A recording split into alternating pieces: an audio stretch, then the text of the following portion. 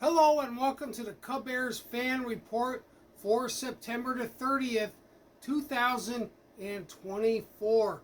And the Bears pulled out a victory in a win that was 24-18 over the Rams.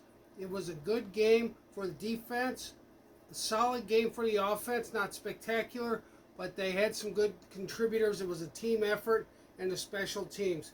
This podcast or YouTube is brought to you by Robin Hood Brewery in Iuka, Mississippi. Please support them. And Taylor's Place in Burnsville. And it was a big day for the Taylors on the Bears. There's Darrel Taylor, who got in the face of Matthew Stafford and caused an interception by Jaquon Brisker to seal the victory in the fourth quarter.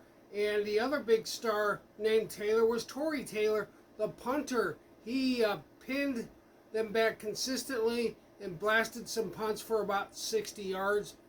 Not bad. I thought he'd be a big factor, and I was sitting there thinking yesterday, now's the time for Tory Taylor to show why the Bears drafted him number 4. And they pinned him back, and the Bears got the ball back when Brisker intercepted. So I was real happy about that. So that means you should all go to Taylor's Place in Burnsville, Mississippi, and have yourself an Italian beef or a Chicago-style hot dog, because they go to Chicago to get the meats. So that's a good deal for you. And then after that, you should celebrate sometime at Robin Hood Brewery, though I don't think they're open on Monday, but I'll be there tomorrow as soon as they do, because I like their microbrewed assortment of beers. They also do some other obscure beers. I don't like mass-produced beers. I like more obscure beers like Voodoo Ranger, Pumpkin, and some other things as well. But it was a great game for the Bears. It was a solid game for Caleb Williams. He did not turn the ball over at all, and he did get a touchdown pass to DJ Moore. And DJ Moore only had 3 catches, but they were important catches.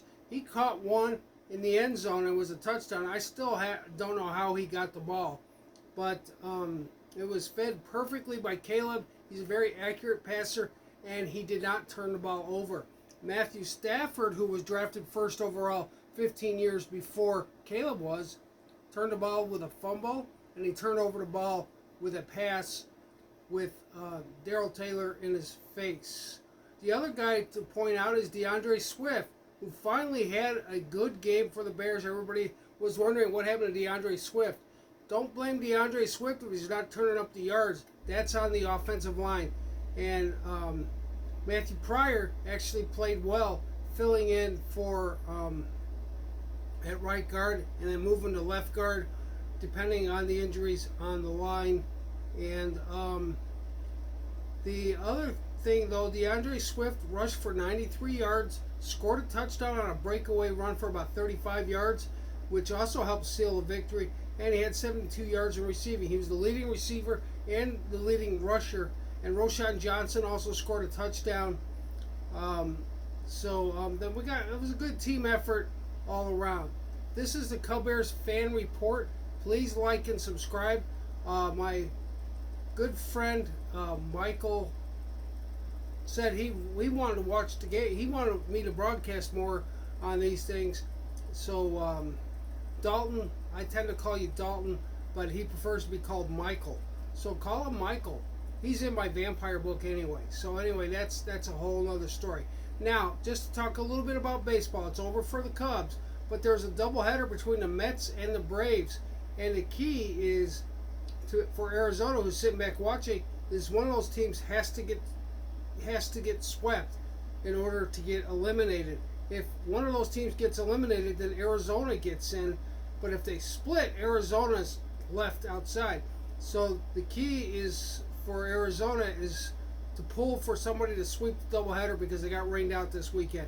So it's a doubleheader makeup for the Mets and the Braves. I've never heard of this scenario where a sweep eliminates one of those teams, the Mets or the Braves. Whoever gets swept will be eliminated. I had to study this because it is the most confusing get in or get out scenario I've seen in the playoffs in baseball. And I'm still waiting to see if anybody's going to get fired for the Cubs because they just didn't do it this year. And Arizona is just sitting there Because if they split, Arizona goes. If the Mets sweep, they stay.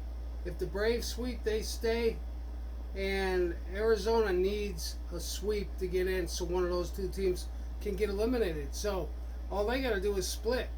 And they don't have a big motivation to split because San Diego is the other wild card team that is waiting in the wings to see who they're going to play. This is a Cub Bear Fan Report. Please like and subscribe and support my sponsors, Robin Hood Brewery and Taylor's Place in Mississippi. Have a great day.